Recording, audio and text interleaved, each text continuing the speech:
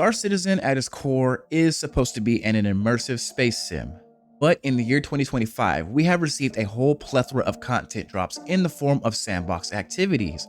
We received the contested zones, Supply or Die, Align and Mine, and then even recently, Stormbreaker. Now, all of these sandbox activities all have one thing in common, and that is that they're all heavy in FPS combat. This alone may divide the community just a little bit. We have players who are not really interested in FPS combat, and then we have players who are all about the boots on the ground, PvE, PvP combat. But hey, welcome back to the channel for another video, you guys.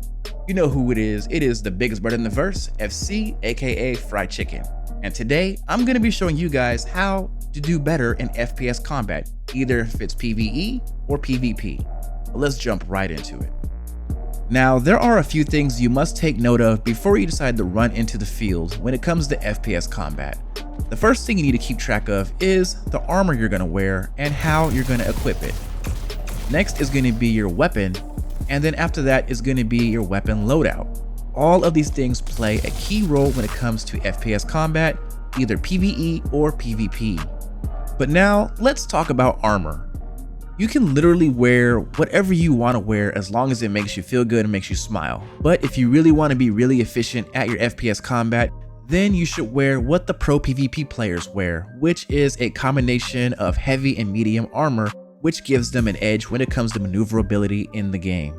Now, in most cases, you will see pro PvP players wearing a heavy set core and arms and helmet, which is anything that has 40% damage reduction.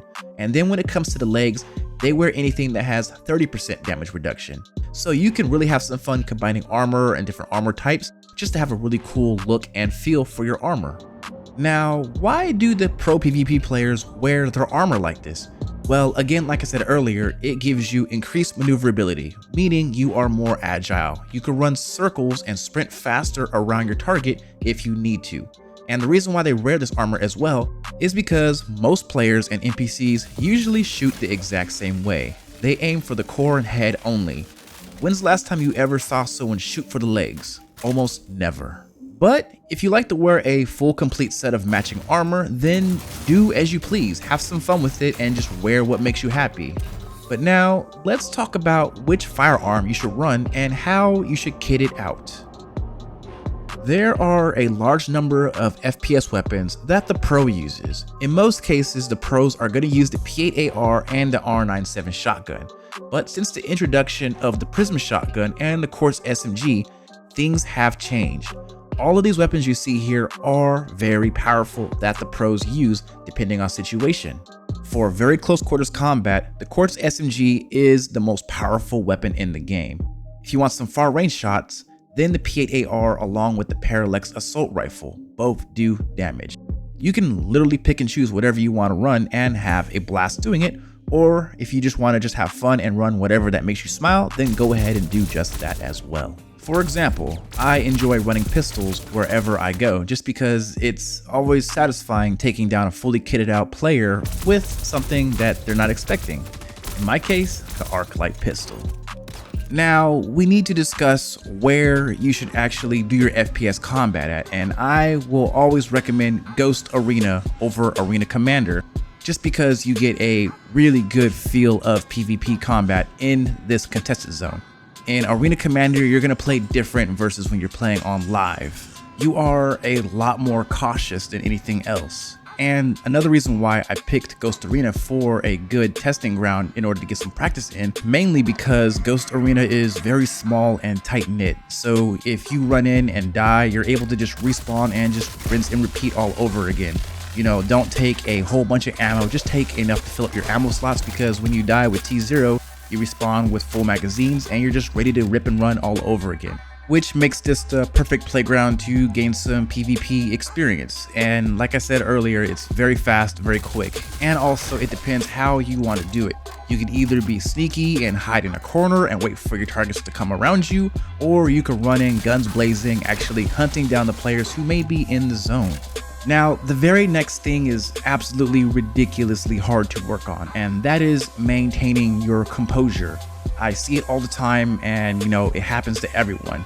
when you're in the hot zone and you're fighting players or NPCs and they catch you off guard, or you just happen to get into a gunfight, I always see people get the shakes. And that's something that's really hard to overcome. And the only way how to actually bypass this is by putting yourself out there into the hot seat to see what you can do, because practice does make perfect in this situation. You have to do a lot of this in order to get used to it. It's conditioning, and that's the only way how you get better at it.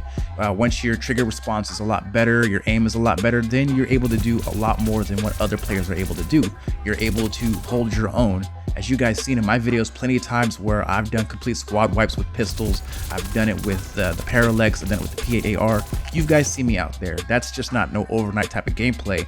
It took time and practice. I've put myself out there ever since that ass whooping I received from EMP Knox, and I am 100% better at overall FPS Combat in Star Citizen, just because I now put myself out there and I actually look for players just to gain the experience, because it really is rejuvenating when you're able to get that kill when you're in a heavy firefight.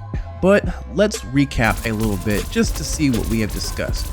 So the first thing you need to do before you hop into the field is make sure you're kitted out and loaded out properly with the proper armor of your choosing, or with whatever that makes you happy, and then some of the popular weapons that the pros use in some PvP combat so you can stay ahead of the game.